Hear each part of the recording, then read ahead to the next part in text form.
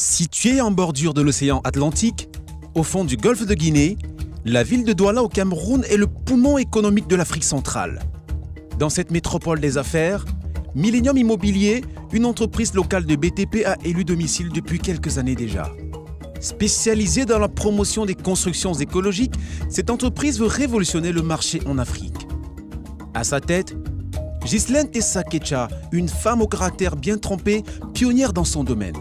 Ingénieure chevronnée, formée dans de grandes écoles françaises, elle a choisi de retourner investir en Afrique après un long séjour de l'autre côté de la Méditerranée. Une femme, une histoire.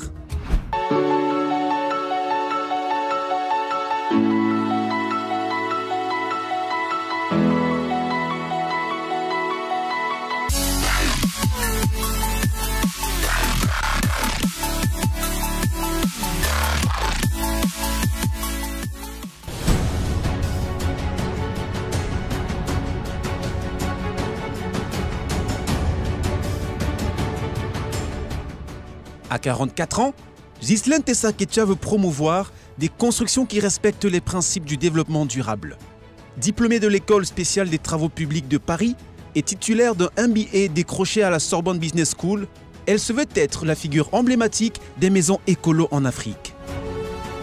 Millennium Immobilier ne fait pas que les constructions durables, c'est vraiment l'idée de développer un mode de vie alternatif qui est beaucoup plus adapté à la vie africaine. En fait, quand on parle d'éco-construction, on ne parle pas seulement de construction avec des matériaux locaux comme les gens pensent, mais on parle vraiment de construction qui est adaptée à l'environnement dans lequel vous vivez. C'est-à-dire utiliser les matériaux qui sont les plus proches de vous, qui sont adaptés à votre climat, qui sont adaptés à votre végétation, qui sont adaptés à votre relief, donc qui vous permettent, avec le minimum de dépenses et avec le minimum de prélèvements dans la nature, de vivre avec le même confort. Mais cette spécialité, Ghislaine Tessa ne l'a embrassée qu'après un long séjour dans l'entreprise familiale. Revenue de la France au début des années 2000, elle met son génie au service de Ketch, l'entreprise familiale pionnière dans la construction routière au Cameroun. Mes parents nous ont envoyés, on était tous les trois, mon grand frère et ma petite sœur, pour conserver un petit cocon familial. Donc on n'allait pas individuellement, on est tous partis avec la connaissance, je peux même dire l'évidence qu'on devait revenir au pays. Donc il n'a jamais été question. Et c'est pareil, c'est quelque chose qui nous avait été inculqué depuis petit. Je vais devenir ingénieur, je vais faire des grandes études et je vais travailler au Cameroun avec papa. Donc la question ne s'est même jamais posée en fait chez nous. Hein. On devait faire les études et on devait revenir. Au sein de l'entreprise, la jeune ingénieure va commencer comme conducteur des travaux.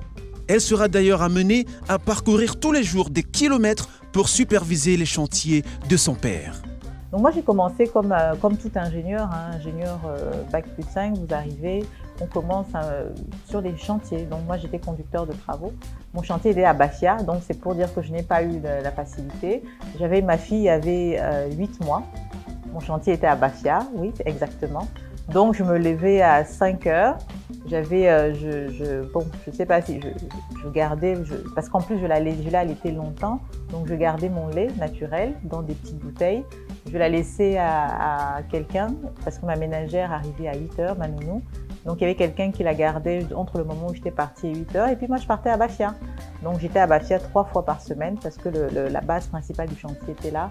Et l'autre partie, comme j'étais conducteur de travaux et qu'il y avait des équipes sur place, je travaillais aussi de Yaoundé. Donc je vivais à Yaoundé à l'époque, hein, donc j'ai fait ça et je reprenais la route vers 17 heures. Je revenais au bureau et puis mon père avait ce petit côté formateur là, quand vous reveniez, il vous asseyait devant lui et puis bon, qu'est-ce qu'on a fait aujourd'hui? Il fallait lui refaire le compte rendu et c'était l'occasion en plus pour moi d'approfondir mes connaissances, parce qu'il approfondissait mes connaissances. Et quand vous vouliez partir, il répondait, mais est-ce qu'on part avant ton patron? Je lui dis, il dit oui, mais c'est moi le patron. Donc c'est quand j'ai fini, quand je vais partir, tu vas partir. Et je vous assure, il faisait ça de temps en temps. Et je pense que parfois, il restait à ne rien faire. Et puis, il attendait un peu. Quand il trouvait que le moment était bon, ça pouvait être 20h, 21h. Et donc, oui, j'ai été formée vraiment à la dure école du conducteur de travaux pendant plusieurs années. Et j'ai appris, c'est là que j'ai appris le métier d'ingénieur. Vraiment, je l'ai appris là, les matériaux, la connaissance des chantiers, la gestion du chantier, parce qu'on corrigeait un peu, c'est comme si on corrigeait ma copie le soir. Et oui, j'ai été payée comme un ingénieur qu'on paye dans une autre entreprise. J'avais un contrat de travail, j'étais salariée de cette entreprise-là. Aux côtés de son père, Ghislaine Tessa va construire sa carrière brique après brique dans le respect et la discipline. Elle finira d'ailleurs directrice régionale de l'entreprise pour le littoral au bout de quelques années. J'ai fait des grands travaux, j'ai notamment participé à l'échangeur JOS. J'étais le chef de projet adjoint pour la construction je ne sais pas si vous voyez l'échangeur à Bonanjo. J'étais le principal ingénieur, j'ai fait plusieurs travaux routiers dans la ville de Douala. Les rues en pavé à Bonapriso, c'était moi qui étais le chef de projet. Mais malgré cette carrière et la sécurité dont elle jouissait au sein de l'entreprise familiale, Ghislaine Tessa va quand même claquer la porte en 2013 pour suivre son rêve et sa vision. Je voulais faire de l'immobilier, donc ce n'était pas mon métier d'origine. Moi, je suis vraiment un ingénieur routier, mais je ressentais un certain besoin. Quand vous faites des grandes infrastructures, quand vous construisez des routes, vous voyez ce que vous apportez, vous voyez le développement, vous voyez ce que vous apportez aux populations, mais ce n'est pas personnel, c'est-à-dire que ce n'est pas quelque chose qu'on sent. Mais si on fait une maison, on sent directement, quand on construit pour quelqu'un, on sent directement le point positif, on sent vraiment la valeur ajoutée qu'on a apportée. Moi, je voulais faire ça, je voulais vraiment faire de l'immobilier. On était dans un contexte où il y avait une pénurie de logements, il y a une pénurie de bons matériaux de construction, une pénurie de techniques de construction. Enfin, je voyais tout ce qu'on faisait, c'était vraiment, entre guillemets, n'importe quoi. Et je pensais qu'on avait quelque chose à apporter là, de manière beaucoup plus directe que sur les travaux d'infrastructure où vous répondez à un cahier de charges de l'État. C'est un appel d'offres, vous faites comme on a dit, vous avez une marge de manœuvre très faible et en plus l'environnement était un peu complexe. Donc moi je voulais vraiment faire autre chose et j'en ai parlé avec mon père, les autres, puis c'était un peu timide. On a quand même commencé cette activité un peu immobilière, on a commencé à prospecter, mais c'était timide au sein de l'entreprise familiale.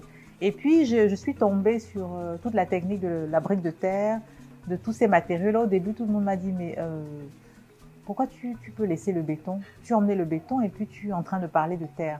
Elle va créer dans la foulée Millennium Immobilier SA, sa propre entreprise de BTP spécialisée cette fois-là dans la construction des maisons écolo. Une innovation qui utilise comme principal ingrédient la brique de terre. C'est dans cette fabrique que la brique est produite. Un processus délicat que la chef d'entreprise suit avec minutie. Avec elle, l'accent doit être mis sur la qualité. Ces blocs ont un aspect un peu granuleux, ils ne sont pas nets. Mais qu'est-ce qui s'est passé? Il y a quelque chose qui s'est passé dans le mélange. Oui, effectivement, là, le sable a été un peu surdosé dans le mélange. Et également, c'était un sable qui n'est pas de bonne qualité, il était assez grossier. Il ne faudrait pas qu'on les utilise pour le prochain chantier de la barrière. Donc vous allez les mettre de côté. Là, c'est un exemple de brique réussie, bien faite. La teneur en argile et en sable a été suffisamment maîtrisée. On voit les finitions, les arrêts sont assez tranchants. C'est vraiment l'exemple d'une brique bien faite. Là, l'interblocage sera excellent au moment de la mise en œuvre. Capacité de production, environ 1000 briques par jour. Sur le site, une jeune ingénieure veille. C'est elle, la responsable. Chaque élément est très important dans la production parce que si l'un ne va pas, ça peut influencer. Soit la brique sera sableuse, elle ne sera pas de bonne qualité et là, sa résistance ne sera pas bonne. Également, la terre est également importante parce que avant de faire cela, on fait d'abord un test de terre, oui, pour mesurer le degré d'argile qu'il y a dans la terre. Parce qu'en fonction de l'argile qui est présente dans la terre, on continue avec en fait, qu'on détermine le mélange final. Le ciment a également un rôle. Le ciment joue également son rôle, c'est le liant. En fait, le ciment permet de retenir la brique. Ensuite, lorsqu'on met également de l'eau. L'eau également est très importante parce que lorsqu'il y a plus d'eau, la brique c'est un tas de boue. Lorsqu'il y a moins d'eau, elle est très longue et la résistance n'est pas bonne. Le choix de la terre, un ingrédient important dans la production de l'éco-brique et il faut parcourir de kilomètres pour en dénicher la bonne. Dibamba, dans le département de la Sanaga-Maritime, au Cameroun. Ici, une carrière de terre qui s'étend à perte de vue sur plusieurs hectares. Sur le site, de gros engins lourds se meuvent sous un soleil tropical. Ce jour-là, Sylvain l'ingénieur vient vérifier une commande effectuée quelques jours plus tôt. Ici, nous sommes dans une de nos zones d'emprunt de terre. Cette zone a été choisie pour la qualité du sol qu'on avait et les quantités qu'on pouvait prendre pour notre production. La qualité de la terre n'est pas la même à tous les points de la zone. Il est déjà important de retirer la croûte végétale. Là, elle a été retirée il y a longtemps et d'être en dessous d'1 mètre au moins du niveau du sol pour pouvoir retirer une terre de bonne qualité sans des déchets organiques et des éléments qui pouvaient altérer la qualité de la brique. Une matière première bon marché qui sert de pierre angulaire à la fabrication de la brique de terre spécialisée destinée aux constructions écologiques chez Millennium Immobilier. Cette maison écolo est l'une des premières réalisations de Ghislaine Tessa-Ketia après son départ de l'entreprise de son père. Érigée en 2017, cette maison témoin composée de 2 chambres, 2 salles de bain, une cuisine et une salle de séjour est entièrement construite en briques de terre produite par son entreprise. Coiffée de tuiles en plastique recyclées, cette maison est le résultat de techniques bien particulières. Cette maison est en briques de terre, donc c'est le matériau principal qu'on a utilisé pour nos maisons écolo, mais bien sûr il y a d'autres types de matériaux, mais pour les premières étapes, on utilise la brique de terre compressée. Donc l'avantage de la brique de terre, comme on a déjà expliqué, ce sont ses caractéristiques thermiques. Donc c'est un matériau qui a une grande inertie thermique, ça veut dire qu'il peut emmagasiner la chaleur pendant les pics de chaleur comme celui-ci et le restaurer à un moment où c'est plus facile de ventiler la maison. Donc, grâce à la brique de terre et son inertie thermique, on a une température constante à l'intérieur de la maison. Et surtout, quand il fait chaud, on peut être au frais et éviter de mettre la climatisation, ou en tout cas de beaucoup mettre la climatisation.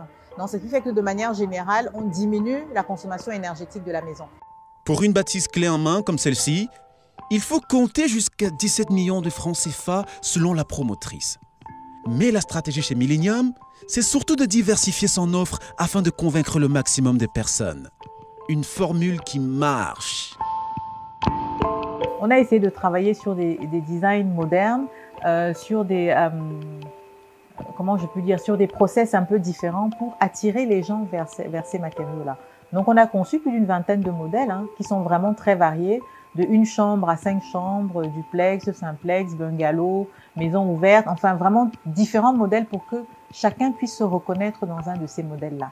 Et au-delà des modèles, on a donné la possibilité aux clients de choisir ses finitions. Donc il y a plusieurs niveaux de finition qui correspondent aussi à plusieurs types de budgets, de telle sorte que chaque budget et chaque bourse se sentent concernés par le projet. Si ces offres commencent à attirer une clientèle naissante, les débuts de cette aventure ambiguë n'ont pas été un long fleuve tranquille. Mais la jeune ingénieure, téméraire comme son père, a dû recevoir le coup de pouce de ce dernier afin de maintenir le cap. Quand j'ai créé l'entreprise, évidemment, je n'avais pas de fonds en dehors de ce que j'avais comme revenu personnel. Je n'avais pas de fonds, mais j'ai eu un avantage énorme, c'est que j'ai utilisé les infrastructures de l'entreprise familiale. Mes bureaux étaient dans les locaux donc, de Ketch. Et puis au départ, le matériel dont j'ai pu bénéficier pour faire les premiers travaux, les premières réflexions, notamment pour fabriquer la brique de terre, c'était hérité de l'entreprise familiale. Il m'a en quelque sorte accompagné pour utiliser ce matériel au début et commencer à faire donc mon implantation. Malgré ce coup de pouce paternel, la difficulté va muter pour se présenter sous une autre forme. Le talent que vous attirez ou que j'aurais pu attirer en étant dans l'entreprise familiale, je ne pouvais pas attirer ces mêmes talents-là. Donc en dehors de ma conviction personnelle de croire en moi, les gens se disaient, bon, quel type de carrière, si je suis un ingénieur, quel type de carrière je vais bien pouvoir aller faire dans cette entreprise-là. Donc ça a été la plus grande difficulté, attirer des personnes qui étaient prêtes à venir mouiller le maillot, parce que quand vous faites une entreprise de construction de BTP, on mouille le maillot, il n'y a pas de bureau confortable, c'est le chantier, donc ça a été une difficulté, ça reste une difficulté de trouver les personnes qui sont adaptées à mon contexte. Et puis au-delà de ça, il y avait la compétence sur les questions de développement durable. Donc de la même manière que moi j'avais appris ça en plus, il a fallu former des gens et jusqu'à présent, on a un déficit énorme dans ces compétences-là. Donc, sur les nouveaux matériaux, sur les nouvelles techniques de construction, sur la question du développement durable, c'est un défi constant. Si à ses débuts en 2013, l'idée de la brique de terre n'enchantait pas grand monde à cause, nous dit-elle, de son côté rétro, ces derniers temps, le marché commence à lui tendre les bras. Donc le premier vrai contrat intellectuel avec un montant important, c'était à Alliance. Je ne sais pas si je peux le dire, j'ai fait une étude importante pour Alliance Cameroun et il y avait un ami et puis il disait mais est-ce que ce n'est pas amicalement que je te donne ce contrat, c'est parce que je sais que tu peux le faire. Et on a fait une très belle étude qui a été vraiment appréciée. Et bon, ma foi, au-delà de ça, il y a eu plusieurs amis qui m'ont donné des petites études à faire, des petits travaux d'aménagement. Et c'est comme ça que petit à petit, vous pouvez faire quelque chose et avoir des résultats qui se voient. Mais même quand vous avez un petit travail, le tout n'est pas de gagner un contrat, il faut pouvoir l'exécuter. Et parfois, vous avez un contrat et vous avez du mal à l'exécuter parce qu'il manque les ressources, puisqu'on ne vous donne pas tout l'argent du contrat au départ et que ça reste des travaux qui demandent beaucoup de ressources au départ. Même arriver au bout du contrat est parfois et souvent difficile. Et oui, on a fait ces combats constants, mais les premières confiances que j'ai eues, c'était mes amis, et notamment les femmes. Ici, Maképé, dans le 5e arrondissement de Douala au Cameroun. Ce matin-là, Ghislain Tessa a rendez-vous sur le chantier d'une de ses clientes. Dame Tanier vient de lui confier la construction de son R+4, dont une partie sera en briques de terre spécialisées. J'avais besoin d'une structure sur laquelle je puisse me reposer, qui puisse aussi m'apporter toutes les garanties et toute la sécurité. Et je peux quand même vous dire qu'aujourd'hui, et derrière aujourd'hui, Millennium Immobilier, c'est une entreprise qui partage les mêmes valeurs que moi. Ça peut être une promotrice qui est dynamique, innovante, parce que j'avais besoin aussi d'une structure qui soit innovante. Aujourd'hui, je peux vous assurer, comme le disait mon papa, je dors d'un sommeil de juste. C'est-à-dire que voilà, le projet suit son cours et contrairement peut-être à une grande majorité, écoutez, j'ai pas de maux de tête. Encore à l'étape du sous-sol, le bâtiment devrait être livré dans 8 mois. Une beauté architecturale en gestation comme on peut le voir sur cette maquette 3D et qui va nécessiter d'énormes sacrifices financiers. Les seules difficultés qu'on pourrait éventuellement avoir aujourd'hui ne peuvent être que d'ordre financier parce que tout le reste est pris en charge par Millennium. Donc, qui suit les travaux, qui gère le personnel, qui est, on va dire, mon interlocuteur privilégié face à la multitude de partenaires qu'on peut avoir quand on se lance dans un tel projet. Donc, il n'y en a pas beaucoup, tant qu'effectivement le financement suit. Puisque dans ce genre de projet, dans notre contexte, il y a quand même tout un côté d'apport personnel qu'il faut faire, même si on se fait accompagner par le système Anker. Donc voilà, tout le reste est garanti par Millennium. Donc voilà. Ce projet, en fait, c'est un projet à usage d'habitation qui s'étend sur 365 mètres carrés, un sous-sol avec 4 étages, donc sous-sol R+4. Le sous-sol a déjà été fait et la première dalle, qui est la dalle du plancher au sous-sol, a déjà été coulée. Donc maintenant, il est question que nous continuons avec le gros œuvre, c'est-à-dire les poteaux, les escaliers, les poutres et la suite des dalles. La distribution est repartie comme suit. Au sous-sol, c'est le parking, où l'accès se fera sous forme de rampe pour accéder au sous-sol. À partir du RDC jusqu'à l'étage 4, nous avons les appartements. À travers Millennium Immobilier, Ghislain Tessa Ketcha veut à moyen terme construire des quartiers et même des villes écologiques. Un défi pour cette entrepreneuse, épouse et mère de 3 enfants, qui doit encore s'imposer en tant que femme face à des clients quelquefois méprisants. Il y a une réticence, et je pense du fait que la question est un peu, moi je me suis dit, quelle question il se pose, est-ce que la petite femme là, est-ce que vraiment elle va gérer mon compte? Imaginez, il a un immeuble, vous voyez un monsieur costaud, bien assis. Vraiment, je caricature, mais je suis obligée de caricaturer pour dire costaud, bien là, en costard, cravate, et il me voit.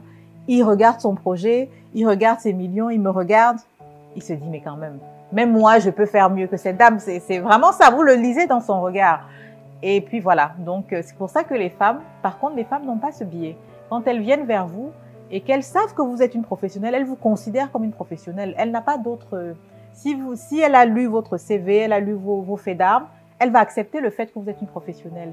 Mais les hommes ont un peu, ils apprécient, oh vraiment bravo, c'est le chapeau, c'est bien. Mais confie-moi alors ton projet. C'est-à-dire que, donc j'ai eu beaucoup de ces réponses-là, des hommes qui disaient, ah non mais finalement, vraiment, et puis quand ils vous donnent la réponse, il essaie de vous justifier le bien fondé de sa décision de ne pas vous donner le contrat. Et c'est là où il commence à vous expliquer comment non, la personne à qui il a donné le contrat, vraiment, il avait déjà fait ci, il avait déjà fait ça, il est comme ci, il est comme ça, il vous décrit. Mais il dit qu'il a donné à l'autre personne, mais là, les compétences qu'il décrit, en fait, vous les avez. Depuis lors, Ghislaine Tessa a entrepris de combattre les stigmatisations dont sont victimes les femmes dans l'univers des BTP en Afrique. En plus de recruter des ingénieurs femmes dans son entreprise, elle a mis en place l'association Women in Construction Africa. Ce jour-là, elle est en pleine télé-réunion avec certains membres de son association répartis entre le Sénégal, le Congo, la France et le Cameroun. Alors, le thème de la réunion Week Africa d'aujourd'hui, il s'agissait en fait de voir sur le plan légal comment on pouvait porter l'association au plan international. L'association existe au Cameroun et les activités ont commencé de manière informelle sur le plan international, puisqu'au départ c'était Women in Construction Cameroun. Et je me suis rendu compte que l'impact serait plus intéressant si c'était fait au niveau africain. Donc j'ai contacté des dames que je connaissais dans les métiers liés à la construction, architectes, entrepreneurs, cadres supérieurs, qui ont très vite adhéré. Et puis on a commencé à discuter, mais il était question de mettre sur pied légalement le format panafricain, de savoir où serait installé le siège de la partie africaine et de savoir comment fonctionneraient les démembrements de chacun des pays de manière un peu autonome tout en suivant la ligne directrice de l'association. Au lancement de Millennium, personne ne vendait cher la peau de Ghislaine Tessa Kecha, cet ingénieur dont le professionnalisme ne souffre d'aucune contestation. Quelques années plus tard, les témoignages abondent pour saluer le dévouement de la promotrice qui porte en elle une grande vision et de grands rêves pour son continent. C'est ma première fois de travailler avec une femme qui est non seulement entrepreneur, mais qui est ingénieure. Parce que j'ai eu à travailler avec des entrepreneurs, mais qui n'étaient pas des femmes. Et sa détermination et son engagement, c'est un défi pour moi, vu que je suis un homme. Mais quand je vois une femme qui est plus déterminée que moi, ça me fait comprendre que moi aussi, j'ai encore du boulot. Ghislaine Tessa Kecha, c'est un modèle de courage et d'abnégation. Des valeurs qu'elle a puisées au sein de sa famille, surtout de son père, dont elle a suivi le sillage à la loupe. Vous deviez arriver avec le bulletin où vous étiez premier de la classe. Donc quand vous n'étiez pas premier, il regardait le bulletin comme ça, il déposait. Et puis on avait tous envie de lui faire plaisir. En tout cas, moi j'avais envie de faire plaisir, donc je me débattais toujours pour arriver avec le bulletin où j'étais première de la classe. Et quand vous arriviez, vous voyez le grand sourire et puis c'était... ça faisait l'objet d'un débat, donc c'était ces souvenirs-là, toujours, depuis petit, être toujours premier, se débrouiller à être premier. Au cœur d'une carrière en pleine ascension, avec près de 20 ans d'expérience, l'ingénieur a eu le temps d'apprendre et de tirer des leçons. Il a fait plusieurs voyages en Afrique pour promouvoir sa vision. Des souvenirs gravés au fond de son jardin intérieur. C'est sur le tard que j'ai commencé à visiter l'Afrique parce que c'est vrai, au départ, vous avez toujours l'impression que vous devez visiter l'Europe et voir des choses en Occident. Et en fait, en commençant à voyager en Afrique, moi, ça m'a donné tellement d'idées. Il y a tellement d'idées, de choses que vous pouvez piocher quand vous allez voir ailleurs. Alors, j'ai pas encore visité tout, mais j'ai visité quand même pas mal de pays en Afrique de l'Ouest, en Afrique de l'Est et en Afrique du Nord. Et donc, du coup, à chaque fois, j'essaye de ramener un souvenir qui peut être différent. Au début, je ne ramenais pas, donc je n'ai pas tout. Mais là, j'ai des objets de Côte d'Ivoire. Bon, bien sûr, évidemment, du Cameroun, il y en a plein, comme les masques Bamoun, comme les 3 masques. De Tunisie, avec les plats, les tagines, là. Du Ghana. J'ai beaucoup aimé le Ghana parce que c'est là-bas que j'ai fait ma formation du Stanford Seed. Donc, du Ghana, j'en ai ramené. Du Maroc, les vieux poufs, quand j'étais au Maroc. Du Sénégal, je suis partie quelques jours. J'ai adoré le Sénégal et... la visite de Gorée avec l'émotion des anciens coins des esclaves. J'ai dit la Côte d'Ivoire. Où est-ce que je suis allée? Au Kenya, j'ai toujours un plaid Maasai parce que vous savez, les couvertures Maasai sont très chaudes. Là, malheureusement, je ne l'ai pas là, mais j'ai toujours, justement, quand je m'allonge, parfois qu'il fait frais, j'ai mon plaid Maasai. L'Éthiopie évidemment l'Éthiopie, mais je n'ai rien ramené d'Éthiopie. Des expériences en béton au service de la jeunesse de son continent, mais surtout des jeunes femmes ingénieures dont elle est le modèle inspirant. J'ai toujours eu la culture d'être un bon élève, donc un bon élève travaille jusqu'au bout, jusqu'à ce qu'il maîtrise sa leçon sur les doigts. Donc c'est un peu ça, ne pas abandonner, rechercher l'excellence et puis se former en permanence, travailler pour se former, parce que si vous vous formez en permanence, vous apprenez, vous lisez, vous êtes curieux de ce que vous faites, vous êtes curieux d'autres choses, en tout cas vous êtes curieux de manière générale, ça vous poussera à ne pas abandonner et ça vous permettra d'atteindre un peu cette excellence-là. Donc moi c'est ce que je vais conseiller aux femmes, de persévérer, donc ça c'est pour tout entrepreneur de manière générale, pour les femmes de viser cette excellence parce qu'on ne nous pardonne rien. Le monde pardonne beaucoup aux hommes. Mais vu qu'on ne pardonne pas aux femmes, il faut malheureusement essayer de faire beaucoup mieux que les autres. Elle est bien lointaine l'époque où le secteur des BTP était a priori une affaire d'hommes.